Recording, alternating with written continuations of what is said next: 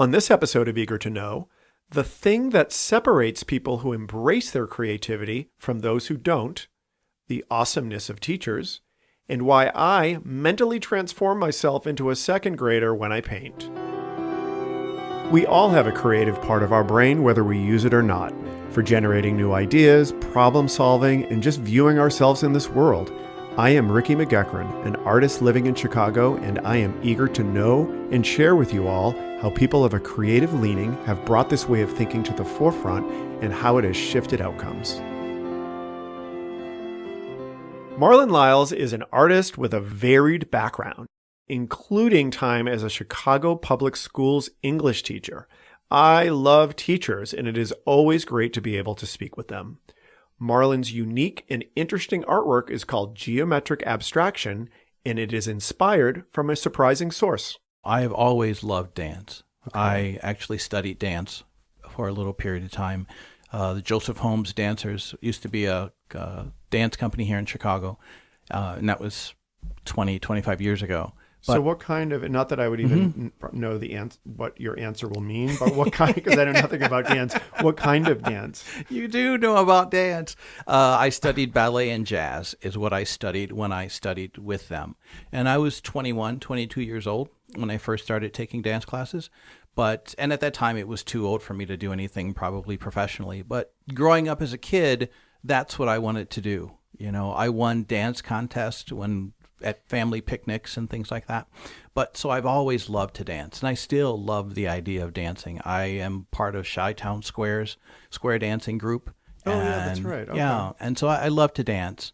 And my artwork right now, well, a lot of people say this, which is I feel like a very great compliment, is that they see movement in my work. Absolutely. They see rhythm in my work. This makes complete sense. I did not know that you had a background in dance, but I'm very familiar, obviously, because we kind of share studio. Right. So I'm very familiar with your artwork. That makes complete sense to me because it's about movement and pattern and rhythm. Yeah. So that's quite often I've done art pieces where I'm completely standing up and dancing and moving around and just feeling the music. And I listen to Janet Jackson and have a great time with that. So, yeah, there's a lot of movement in my work. And I think that's important to me. And for someone to see that and it resonate with them. One lady came to our gallery recently and she said, I see sound in your work. Mm-hmm. And I said, fantastic. I said, that's your experience. I think I see sound in your work too. So Marlon, I know that you were a teacher. Teachers have a special place in my heart. So I'm very curious about this, and I will probably have a lot of questions for you. I have plenty of answers for you, Rick. I went into teaching late in life, and I had worked in the medical and legal fields for 25 plus years. So I decided to become an English teacher. Okay. And I did that, became an English teacher. I worked at NCPS for 5 years. In what grades? My initial year, I taught 6th, 7th, and 8th grade English. Oh, my goodness. Or they called it language arts at the time. And then we opened a high school. So I started teaching high school English as well. So wait a minute, 6th, 7th, and 8th? Yes. So I feel like the difference between a 6th grader and an 8th grader is really large. I feel that you do a lot of changing and growing. At least I did. That's a big difference. It's very true, but it also depends on where you are. So I was at quote unquote a good school here in the city, and so most of my kids were reading at level. But I definitely had some 6th graders who were reading at a 9th grade level, and I had some 8th graders who were reading at a 6th grade level. So no matter what, when you're in a classroom, you have to differentiate with the levels of where the students are, and you have to just meet them where they are. Okay. So, but it was challenging. My favorite class initially when I started teaching were my 8th graders. They just didn't need a lot, and they could come to class prepared. The 6th and 7th graders were still young and needed a little bit more than just teaching. Yeah. Was it more of like a coaching that you would give them in addition to the teaching, or? I think it was just a level of maturity that they didn't have at the time, which, 6th and 7th graders, they don't have that much maturity. But the 8th graders were fantastic. And then I went on to teach high school, and each grade level higher that I taught, I really enjoyed. So when I got to teach seniors, I was ecstatic. Okay, interesting. Okay, so as they became, was it because of the way they behaved, or was it because you were able to teach them subject matter that was more like advanced? I think when you're just able to teach literature, so we didn't have to, in 6th, 7th, and 8th grade, we were still covering reading and writing. We broke the subjects up and we taught each one of those. But when you get into high school, you just teach literature. Okay. And you're still focusing in on grammar and those kinds of issues, but you're generally talking more about concepts and larger issues, bigger picture issues when you're dealing with seniors. For instance, reading one of the last classes that I taught was an African American lit class. Okay. And it was just spectacular because the kids were motivated and self-driven. So they did a lot of independent reading, and they chose their own books, and they would come to class ready to talk about it, discuss, argue, and those were phenomenal moments. Okay, great. So it sounds like you're able to, and English was not my strong suit. I was in advanced placement, chemistry, calculus, and physics. I was not in advanced placement English in high school. But what was the challenge? I don't know. But it sounds like it probably was less about, in addition to just teaching the literature and understanding it, is it probably about how that applies to the bigger world and how it relates definitely. to the bigger world? Okay. Most definitely. Whenever you're teaching, I think any subject, you want the student to make a real world connection. And with literature, that's very easy to do. But a lot of the literature that students read don't necessarily reflect who they are. So they may have a harder time connecting to the literature. Okay. But bringing African American lit to children of color, bringing literature that's written by Mexicans and people of other ethnic backgrounds to the classroom so that these kids can see someone who looks like them in literature and having some of the same experiences that they may have had. Yeah. So, okay, I have so many questions. So first of all, I just want to put out there, the reason I love teachers because I think that they can make such a big difference on kids. I know that I had a couple teachers in elementary school who really made a huge impact on me, on how I viewed myself in the world. And it was very important, and it really shaped me. And I hear that from people a lot. So Agreed. I'm sure you know that, but I think that, a teacher can be an amazing transformative power in a kid's life. I can, so I think that's wonderful. So was the student population very diverse? It was. Okay. Yeah, it was very diverse. And we probably had a majority, but it really didn't seem like it. It seemed to be pretty balanced in regards to all of the different ethnic backgrounds of students that we had in the classrooms. Okay. So that was really wonderful. And lots of students were speaking different languages and were taking world languages as well. So it was pretty diverse. Yeah. So this is interesting. I was just having a conversation with someone. I watched this movie. I was watching a couple old movies from the 50s. I watched Anchors Away or On the Town. And then I watched, what was the one? Oh, Dial M for Murder. Okay. And one of the comments that I made to this person was that, it's interesting. It was all white people. There was no people of color. And Right. it made me think about, and so then we started talking about, growing up as a gay kid, that was one of the biggest issues for me, is that I did not see anyone like me. So there wasn't really a big bullying issue with me, maybe a little bit, but honestly, that was smaller than the fact that I didn't see myself in anyone in anywhere. And so when you talk about, this experience of me watching these movies and you talk about these kids reading this literature, potentially when they don't see themselves in it, I can see how that would be a huge deal. I think one of the big issues is that so much of literature is taught we have to teach the canon. We have to teach the kids basically. Don't look like that, right? Well, I don't know what that means. So the canon is a group of literature that is generally taught across the board. Oh, okay. So it's a literary canon. So we're teaching Shakespeare and we're teaching various writings and literature pertaining to those groups. And so generally most kids across the country, if they're in 8th grade or if they're in 7th grade, a lot of them have read the same book because it's from the literary canon that we have to teach from. But the literary canon was created by not a diverse group of people. So therefore the literary canon is generally focused in on white literature. Sure. And so to bring in other literature and to validate other literature is something that's very transformative for children as they read. I remember a couple of pieces that my students read, and one of them was Malcolm X. Okay. I had a senior who read Malcolm X. That was part of his independent reading in my African American lit class. And he told me afterwards he did not like the book. He did not like the fact that he had to read the book, but it was the first book in his high school career that he had read from cover to cover. Okay. He didn't like it because it made him cry. It made him think. It made him angry.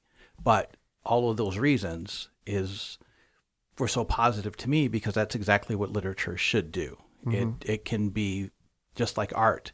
Hopefully it will create an emotional response. And that's exactly what he had. And so I carry that with me to think that this young man had been through, 12 grades of school, never fully read a book from cover to cover, and now he gets into one that causes him a lot of angst, passion, sadness, and I think more than anything, he could probably see himself as this young man that Malcolm X was as well.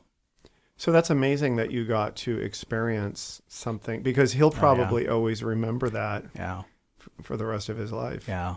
There's so many moments as a teacher that you have that experience, that you can see that you're making a difference in a child's life. And to have that experience it's overwhelming, but you have to come right back down and know that there are 30 other kids in your class that, may not be having that moment at that time, but hopefully they're going to have that moment at some point in time during the time that you're teaching them, or if they're in other classes. Either way, you're just hoping for the light to go on. But in the classrooms, when you see the light go on, you just can't imagine what that feels like, So, I think teaching literature gave me the opportunity to connect with the students and to express a lot of, what I had gone through when I was a teenager and how I grew up. Because when the students see you as a teacher and they have an idea about who you are, but they really don't know who you are. So quite often we would have discussions, and I would connect to the literature as well. And in that, I would tell my story to my students. Okay. Of growing up, African American here in Chicago, and then moving out to the suburbs when I was in 8th grade, and the challenges of being a smart kid coming from a Catholic school, coming out to the suburbs. We moved out to Hinsdale, and what that was like. Okay. For the African American kids, they were not so thrilled about having a smart African American kid in their classrooms. Okay. And the white kids weren't too happy about having a smart African American kid in their classes. And the teachers weren't either. How old were you when this I was happened? in 8th grade. Oh, that's a tough time to do that. It was, yeah, absolutely. And then going into high school, there were 20 African American kids in my high school out of 1,600 kids. Oh my goodness. Okay. So, we kind of stood out in a way, but we stood out in a way. But it was a wonderful experience, and it was also pretty blah at the same time. Was it a mixed experience for you, or was it mostly negative, or? Was it? It was mixed. The opportunities that I was afforded by going to Hinsdale South were pretty big. But when you're in 8th grade, you're not thinking about opportunities. You're just thinking about having friends. Right. At that time, 8th grade was, it was 9 months. It was quick. We had just moved out there, and the challenges started at that point. Yeah. And I didn't understand them fully, and I thought they were odd, but I was there to do what I came there to do. I came there to learn. I came there to, get an education. So that's what I was doing because that was my focus. But I did observe all of these other things that were happening around me. And then I think as I got into high school, it became more challenging. Definitely became more challenging, being ostracized by both groups. The African-American kids were ostracizing me because I was smart and I was in different classes than they were. Okay. But the white kids were ostracizing me because I was in those classes that they probably felt I shouldn't have been in. Okay. And, we had the teachers to deal with and, lots of other challenges as well. Okay. But I think all of that experience helped me because between my junior and senior year, I was an AFS student, American Field Service. So I won a scholarship. And I went to Spain for a summer for 2 months. Oh. And I lived over in Spain with the family for 2 months. Did you speak Spanish at the time? I did. I mean, high school Spanish. Right. You were like 17? I was 17, yeah. I was 17, and so I was international, from that age and haven't stopped yet. Were you there with a group or were you there solo? We went with a group. So there were 60 American students that went to Spain that summer, but then we all went to different families and things like that. So I went to a family in the northern part of Spain in the Basque region. Okay. And it was How did you experience. see any difference in being an African American kid there versus here? Oh, absolutely. People didn't cross the street. When I walked down the street in Spain, people didn't look at me as if I was about to rob them. And so not having that was a delight. Okay. It was a delight. So people didn't have any expectations, as well as the majority of the people that I met had a sentiment of, that they were sorry for what African Americans were experiencing in America at that time. This was 1981 that I went there. And so they wanted to know, what my political position was. They wanted to know what I thought about the various happenings in the States. And so they were very aware of. And were you willing and open to discuss that with them? Absolutely. At the time, being 17 years old, I wasn't very political. Right. I didn't particularly like the administration that we had at that time, but I wasn't that political. So they was that Reagan? Yeah. Okay. So they informed me quite a bit about, what their opinion was about what was happening in the States. But but they think that experience being abroad and seeing what life could be like in a different environment where your skin color didn't seem to make a difference. And I'm pretty sure that it didn't when I was there. Okay. So we got academics, we got athletics. We haven't really talked about creativity. So I know when you were teaching English, is writing part of that, or is it just okay? So Big writing. Time. Okay, so that's sort of is that considered like the other side of the same coin? Yes. Writing. Okay. Yeah.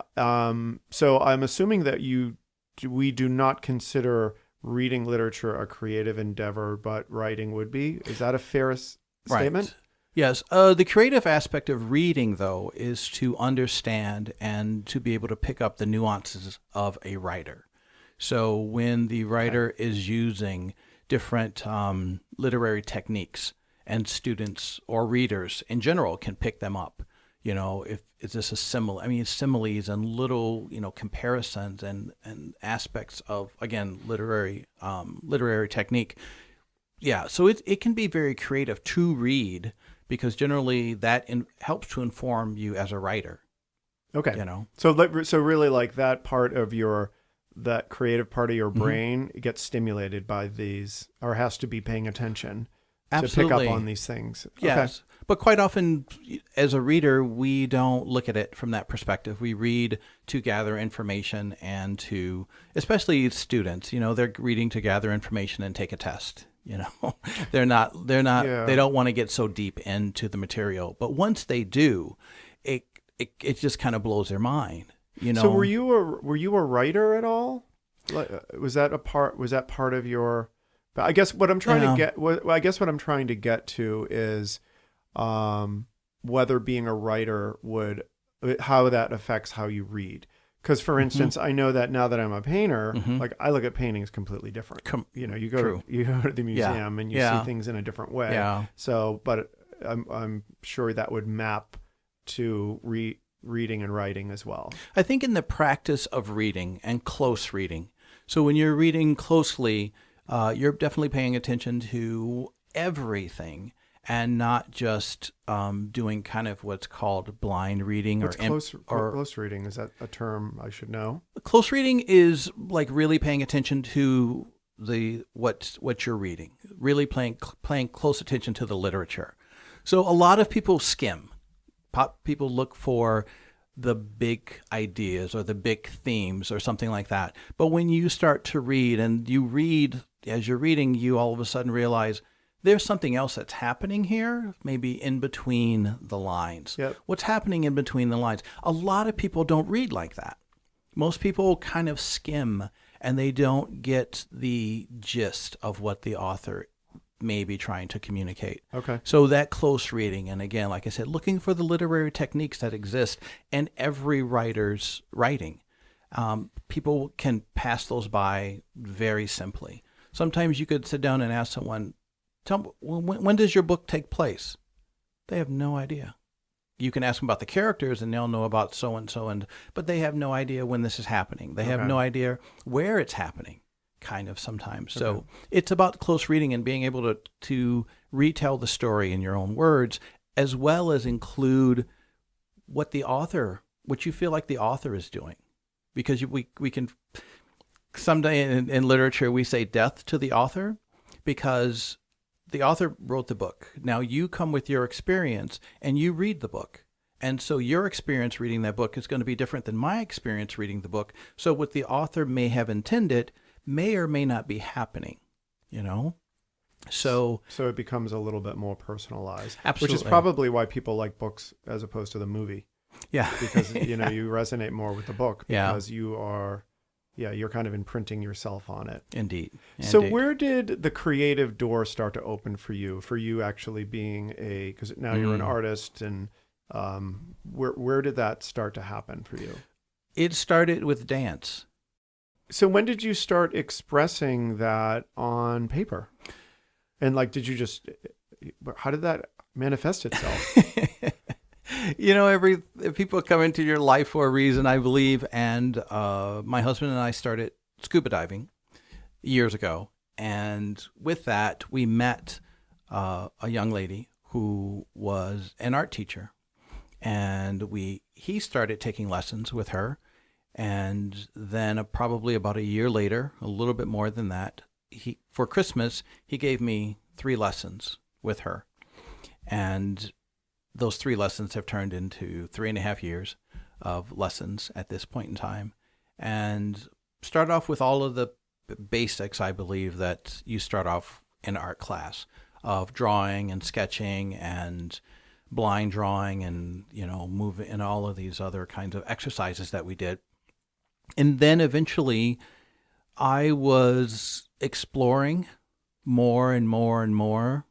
And my teacher said, I want you to focus, because I was a little bit all over the place. She would come and we would sit down and I'd have acrylics to show and I have drawings to show and I was doing something else. And she said, let's focus. And so I started to focus more and start to create work that was, I guess you could say, ready for sale. It was to the point that I moved into what I'm currently doing, which is geometric abstraction. And I've been with that for probably a little bit over a year and a half now. And So that was not how you started. You eventually got into that. I eventually got into it. Yes, I eventually got into it because she told me I want you to do a series. I want you to do, a series. And I decided to do a series of butterflies. I like butterflies. They're balanced. They're powerful. They're fragile. And I created a series of butterflies. Mm-hmm. And with that, just the geometric abstraction developed. But it was also in my earlier work. When I go back and I look at the earlier work that I was doing, I did a lot of mark making when I first started art. When I first started producing art, I did a lot of mark making, whether it was just pencil on paper or whether it was acrylic or if it was oil, whatever it was. Mark making was that was the repetitive part of it. And I think that was the sound, possibly. That was the movement that I was that I was learning how to and headed towards, especially with my work now. So I feel like there's a element of fearlessness with you, that you are able to produce work that is so unique. Like, is that something that you've always been, or been fearless and not afraid to express yourself in a way that's different from everybody else? Or was that just working with a teacher who gave you support? Is that just part of your personality? I think a little bit of both. I think there is that fearlessness, but I think there's also a lot of fear as well there. But the fearlessness definitely comes out in the sense of this is organic and this is what I'm producing. And I don't think much beyond that. I think about focusing in on what I'm doing, and it's kind of a meditative process. And when I'm finished with it, it moves along, and again, it becomes ready for sale. But I'm happy with it, and I want other people to interact with it. I want people to experience it. And again, if the feedback comes back that this makes me happy, or I feel something, I see movement, I feel movement, I see sound, then I kind of feel like, great, you get it. So it sounds like you're kind of in a little bit of a blinder situation where you are just focused on expressing your creativity in the way that feels right. And, you're hoping that it works. Right. But ultimately, the most important thing is that you express it, and we'll see what people think. Absolutely. Okay. Absolutely. Yes, I think there's always fear.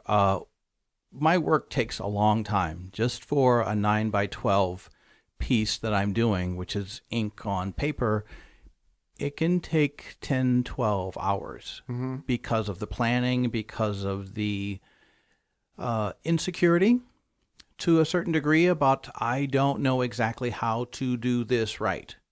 But you mean the execution part? Yeah, the execution part. Okay. So you kind of have the vision, but you... Right. I want to create, again, most of the pieces are pretty organic. There are a couple of pieces that I have planned where I did a sketch and then I went ahead and created the piece. But the majority of the pieces that I have created, I create directly on paper with ink. And that's it. There's no prototype. There's no drawing of it. And I've been going back and forth with doing a little bit more of that now because I see how fun it is, and I see how many different forms and shapes and ideas can come from sketching. So I've started to sketch a lot more than I ever have. With pencil? With pencil, yes. Which is interesting because when I start to get an idea and I get a concept and I'm rolling with it, I don't want to sketch it anymore. I want to create it. I want to create that piece. Where do your ideas come from? Like the part of your mind, like the dance part of your mind, or do they come from the literature part of your mind, or is it from a fresh place that you've just recently discovered? That's interesting. Definitely from my emotions. on one level, and then definitely from the dance. That is to express in a certain way. When I go back and I look at my pieces, I can see different types of music. I can see different types of dance and within that piece. But that's generally afterwards. So I'm not thinking, oh, I want to create a piece here that's going to look like the cha-cha. Yep. It generally comes afterwards. And then you realize, oh, that originated from this. Right. Yeah, so a lot of the impetus for what I do, sometimes it's interactions with people. Sometimes it's, based upon my emotions. But quite often, I'm always listening to music when I'm drawing. Always listening to music. So that kind of influences me as well. So were you a visual artist when you were a kid? This just seems odd. This seems odd to me that because what you're doing, like you're expressing on paper all of like what's going on in your head, and it seems odd to me that you would not. Where did that all go when you were a kid? Like, did you not have you didn't have an outlet for it? I never took an art class in high school. I used to draw, but the silly drawing that high school students did who weren't in art class.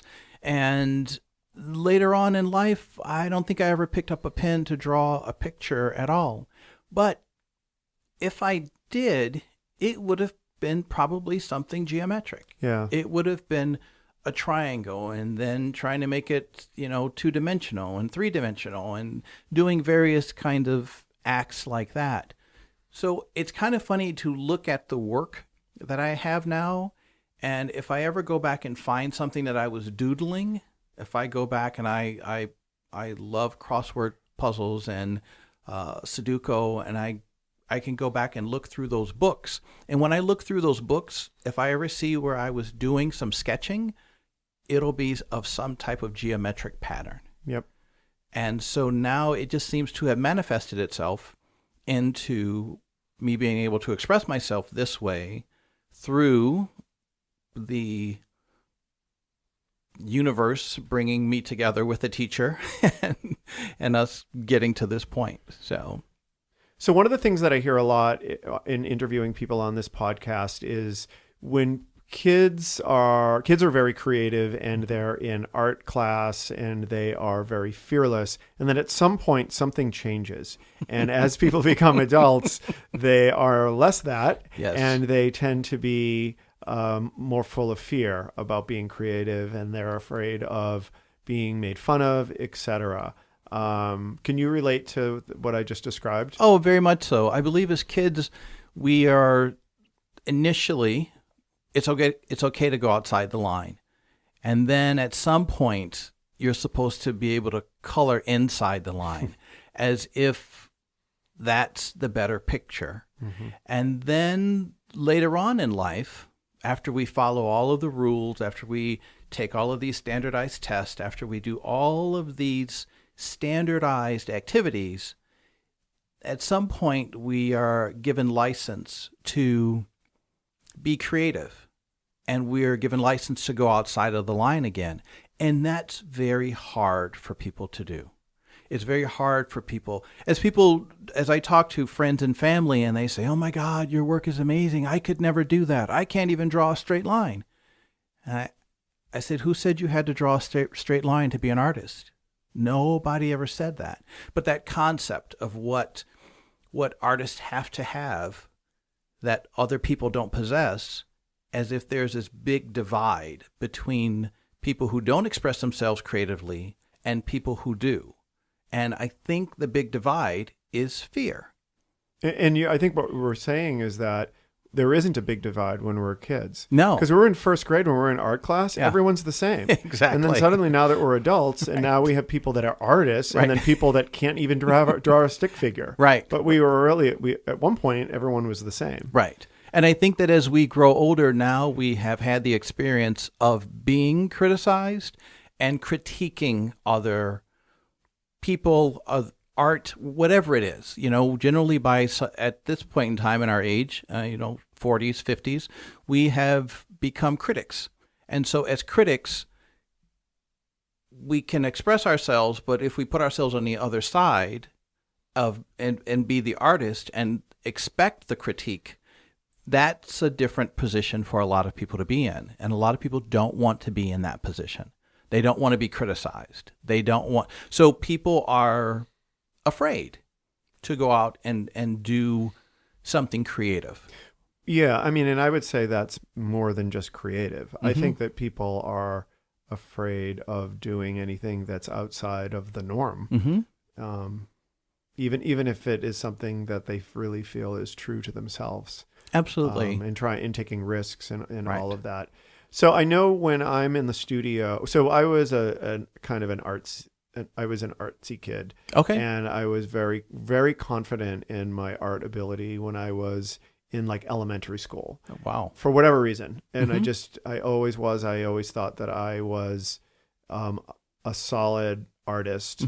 And, I think people gave me praise or whatever, although I definitely was not doing it for that. Then you become an adult, and then it's a whole nother world up there in your brain. What I will tell you is when I'm painting, I go back, I'm in second grade when I'm painting. Like I have to go back to being 7. Right. And forgetting about my life as it is now. Correct. But I'm in, Mrs. Systrom's class in, second grade. And I am that 7-year-old because that's where I can be the most creative because I didn't have any fears back then. So I have to like artificially force myself there. By some miracle, I'm able to do it. But it actually does work. And it's for the exact reason that we're talking about. I think right now as I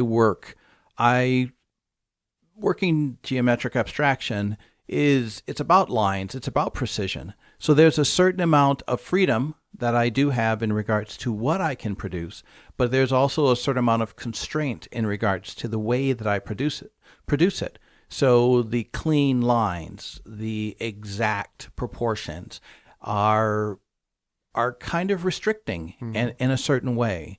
But there's another area of collage that I have done that I plan on getting back into. And there's a symbol that I have that is starting to emerge in my work that is a significant figure for me. I call him the G-Man. And this G-Man is a individual that fits within all the lines. It's the ideal 1950s gentleman, courteous and all of those proper attributes, but also no one sees behind the suit. And I'm starting to play with what's behind the suit, what makes the man. And what makes the man isn't what we see. And so I plan on doing something very different coming up in the near future. Okay, but I'm very curious about this, and very I can't excited. wait to see it. Cool. Good. Yeah. So are there a couple things that you can tell listeners to provide guidance on, unlocking their creativity or moving things forward in their lives using the creative part of their mind? Absolutely. I think be open-minded. I think as adults, we start to believe that we know a lot. And sometimes we think we know it all. And we need to be in that second grade class again. We need to be open to the way that other people approach ideas. We need to be open to other mediums of art. Right now, I've been, again, doing the geometric abstraction, but starting in about 10 days, I'm going to start taking a printmaking class. And so I'm opening up my horizons. I am opening up the possibilities and gathering information and techniques and knowledge. So I think that we can gather. I think we maybe all artists do this, where we gather and then we focus. And then we gather and we focus. And I think that we should continuously do that. Okay. And don't limit ourselves to just doing what we do, unless that makes you happy. If that makes you happy to paint, the same painting every day in different colors, then great. Then, but do what makes you happy. And I'm very much about gathering information to improve what I do. Okay, great. So where can people find more information about your work and see more of your work? They can look to my Instagram account, which is Marlon Lyles, MarlonLyles. They can also come to the Lyco Gallery, LYCO Gallery, at the Xiaobi Art Center, which is at 1029 West 35th Street. And you can come there on the third Friday of the month, which is a large open house, and they generally have a special exhibit on the second floor, as well as my Facebook page, Marlon Lyles Art. So okay, great. And I've been to the spots. Art Center on many times Yes. for your open house, and it's wonderful. And I would definitely encourage people to go and visit it. It was a great experience. There's a lot of different artists there. So Absolutely. In addition to seeing you guys' stuff, there's tons. It's like 4 floors or something. Correct. It's huge. Yes. Tons of floors, tons of artists, galleries, and studios. And I forgot to mention one other location, which is the Greenleaf Art Center. And they have 2 open houses a year. The next open house is coming up on, I believe, May 10th. So it's a nice Friday event. Lots of artists, again, across the board. And Including me. Including Rick, absolutely. And yeah, so please come on out to those events. And if you want to contact me, please do so. And I respond quickly. So. All right, great. This was excellent. This was amazing. Thank you so much. You're very welcome. I enjoyed this. Wow. My name is Ricky McGuckran, and you have been listening to Eager to Know, the podcast. If you haven't already, please go to Apple Podcasts and subscribe, rate, and review this podcast. Join me next week for another Eager to Know podcast.